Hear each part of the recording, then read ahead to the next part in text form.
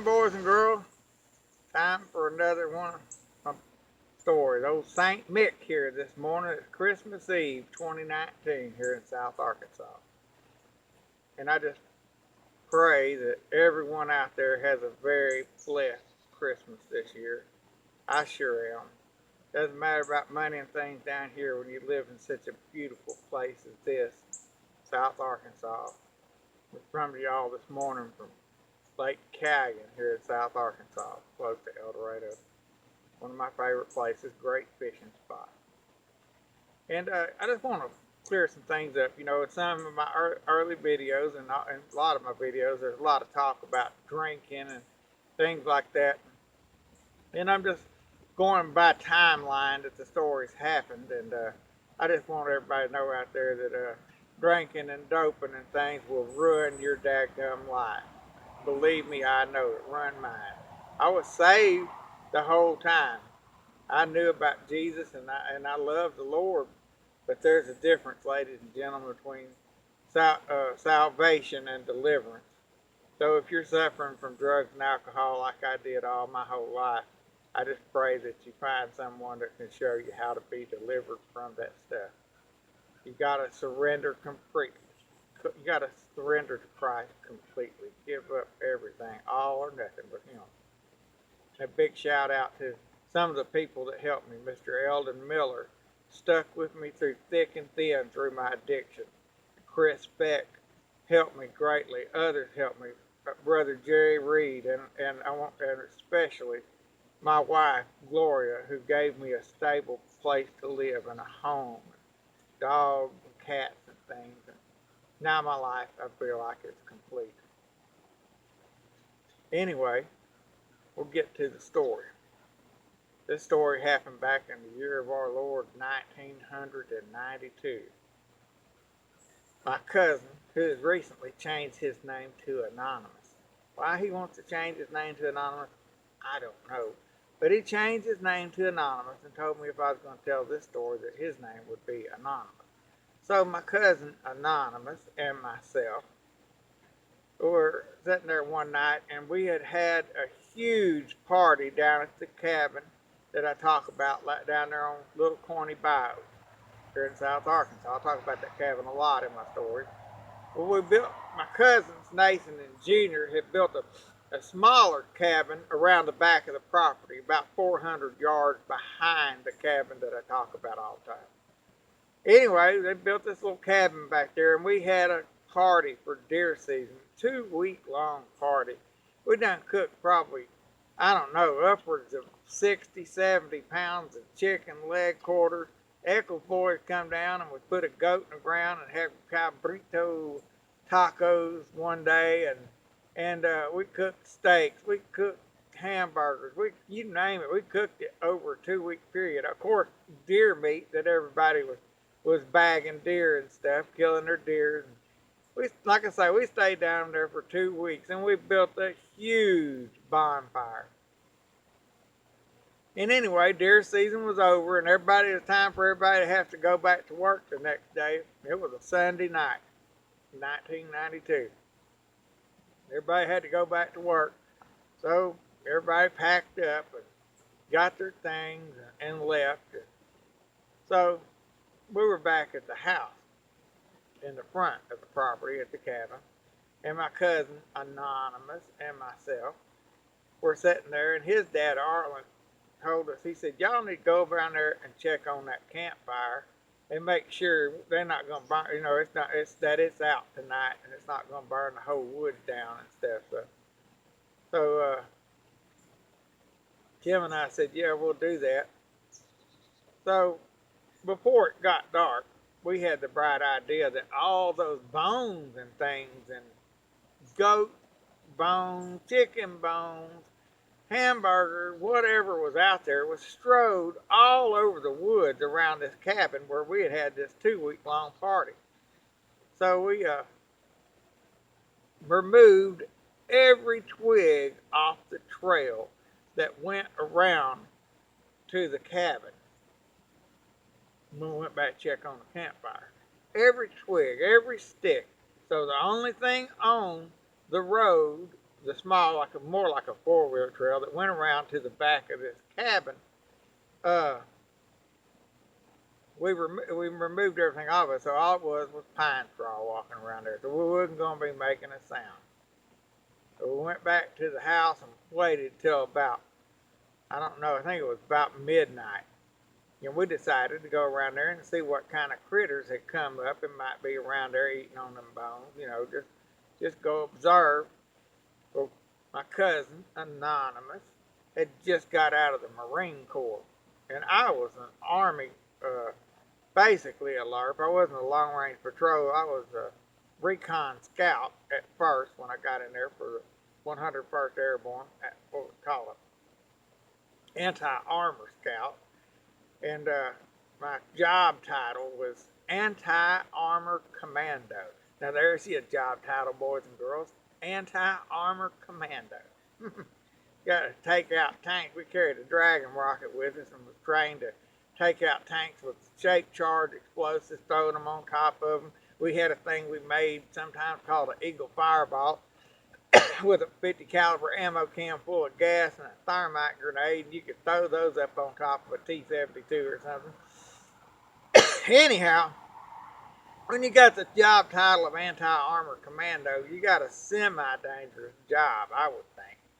Anyhow, so we were highly trained professionals. All Marines are infantrymen, and I was in the 101st Airborne as an Anti-Armor Commando, or whatever it's called. Recon Scout, all kinds of job titles. We're highly trained. We camoed up completely. It was 12 o'clock at night, approximately. Then we sprayed down with earth scent, cover scent, that covers your scent up so nothing can smell you. Now, keeping in mind that we have had a lot of Bigfoot activity in this area. It is definitely a Bigfoot hotspot. So I got the 30-06 with the aftermarket. I believe it was a Ramline magazine that went in it that held 10 and one up the pipe. That's 11 180 grain 30-06 rounds. And my cousin Anonymous had a 12 gauge automatic loaded with 3-inch Magnum double-aught buckshot, I believe. Anyhow, covered up with cover-up scent, and we camoed out. We had some mag lights with us, but during the whole time of this story, we never broke light discipline. No light was ever turned on. So, very stealthy and very quietly, we walked on the trail back to the other cabin about 400 yards to the back of the property back there, not making a single sound. We got to the top of the hill. That's the little cabin that we had built back there. It was just a small hunting cabin. It was probably 12 feet by 15 feet inside. Hadn't even completed the roof on it. We camped out there anyway. There wasn't no roofing over the porch part of it. We got to the back of the property, and my cousin Anonymous and myself, we sat down in the front door of this little cabin. And it was probably only, I don't know, about 4 feet over to the corner of the cabin. We're sitting in the front of the cabin like this, and on his side was about 4 feet over, and on my side was about 4 or 5 feet over, or whatever, and we were sitting in the doorway, and we were breathing hard because you had to come up a pretty steep little embankment to get there, and I was trying to get my breath under control, so we could sit there and wait and see if anything came up. And I heard something make a pretty good noise coming up an embankment that was right out the back door, maybe 6 feet out the back door of the cabin, was about a 8-foot drop off, an embankment there that went down to a little creek, a little stream down there anyway. And I heard something come up that embankment. And I was thinking to myself, well, I wonder what this is coming. I figured it was probably a deer because it made a pretty good noise. And it was coming up the side of the cabin right there. I was wondering, all of a sudden, I heard something step on a big twig and crush it. Go, thought, I wonder what the heck did that, because deer don't generally make a bunch of noise like that. About the time I heard that, I heard something go.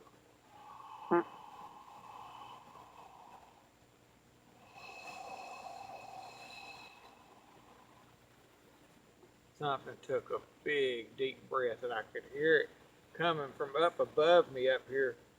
And my hair stood straight up on end. And we're talking about serious pucker factor here, because now I know what's standing there. Because ain't nothing takes a big old breath like that. It sounded like a Brahma bull just took a big, deep breath. And all of a sudden it hit it again. And you heard it.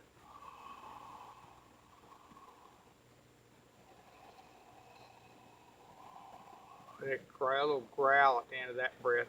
By this time, you were filming it. We stood up. And this thing is standing on the side of the cabin right there. And I'm looking, and I'm coming back, trying to see this thing. And I'm looking, and I can't see nothing. I'm looking, it was pitch black, by the way. You can barely see your hand in front of your face. I'm sitting here with my 30-06 and my mag light. And I looked up, and when I looked up, I saw something. When I could see out above the tree line, I could see the shoulders of this thing.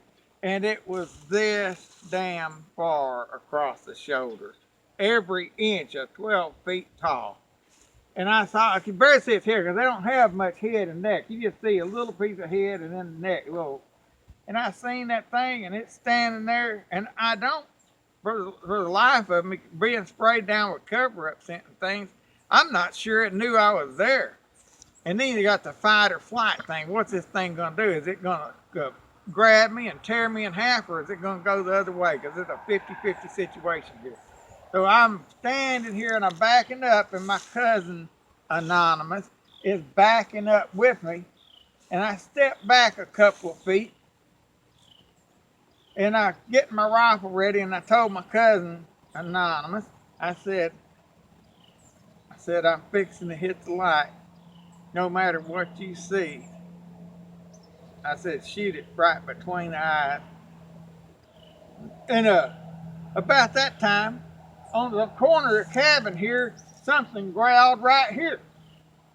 So I'm turning slowly around, and I can't see nothing. And here we go again. I look up, and not 4 feet from me was another one. This son of a gun was big. As big as that daggum gorilla on Mighty Joe Young. 15 damn feet maybe. I don't know. This thing had to weigh at least 1,400 pounds. I seen it. I could barely see it because it was so dark. I'm looking up. Never broke light discipline. Looked up. When I seen that damn thing, my hair stood straight up, and I about peed my pants. I had to whip it out real quick. And I'm sitting here looking at this damn thing. I got one right here and one right here. Huge creatures. And I'm peeing on the ground so I don't pee my damn pants. Peeing on the ground, cradling my 30-06, and this thing hears me peeing, and it goes, hey, hey, like that. And that one right there took off, and it sounded like a diesel truck just crashed into the tree. Just boom, boom, boom, boom, boom. That one turned and took off that direction. Boom, boom, just crashing through the damn trees. Then I heard the footsteps of another one go down the road. Poof, poof, poof, poof, poof, poof, poof, poof, boom, running. Bam, it hit the woods. Now, what in the hell have we done got our damn selves into? I've never been so scared in my life.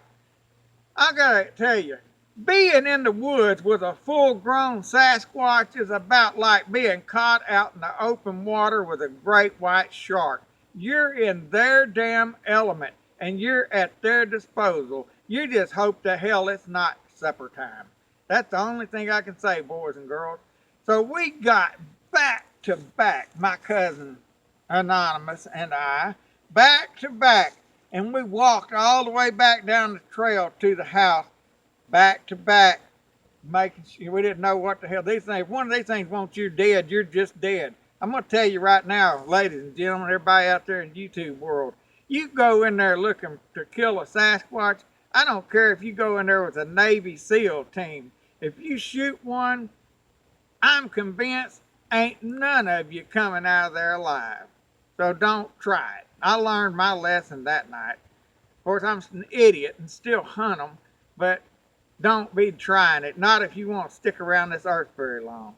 Anyhow, my cousin Anonymous and I, back to back around to the house, and man, I'm gonna tell y'all right now, I've never been so scared in my damn life. I've seen combat make Rambo faint. I've been shot on 3 different occasions. Uh, you name it, it's happened to me. High speed car wrecks, motorcycle wrecks, and nothing ever got me scared like that. Nothing ever made my hair stand up. Anyway, I survived that thing, and we got back to the house unscathed. But we come close because it was a fight or flight situation with those Sasquatches, and there was more than one. And they were damn big. Those two, the one standing on this side and the one standing on that side, were full grown Sasquatches. And a full grown Sasquatch can be as much as 12 feet tall. These were anywhere between 10, 11, 12. I don't know. When they're standing over the top of you like that, it's hard to tell their size. But it was damn scary. I'm here to tell y'all, ladies and gentlemen. We got out of there, never had to fire a shot. Well, I knew in my heart if I pulled that trigger, it'd be the last thing I ever did. And later, many years later, I was at a stomp dance with a Native American tribe. One of the old medicine men said, send Mike over to my table. I want to talk to him. And I went over to his table and sat down, and he said, yes, sir. He said, Mike, I'm going to tell you about a night, and you'll know what I'm talking about. He said, there was a night when you had a chance to pull a trigger, but common sense got the better of you. He said, you know what I'm talking about, don't you? I said, yes, sir, I do. He said, I'm here to tell you right now, if you'd have pulled that trigger, it'd have been the last thing you done on this planet. And I knew what he was talking about. How he knew, I don't know, but he knew. He knew about that night I'm talking about. Anyhow, y'all be careful out there in the woods, because old Uncle Mike, he don't know what these creatures are capable of. People turn up missing all the time in the national parks. I don't know what it's causing it. National parks keep it all covered up. Like I said in my video number 7, check out David Politis' videos of missing 411, the hunted, and other videos from him and stuff like that. Look into this stuff and be careful out here in the woods.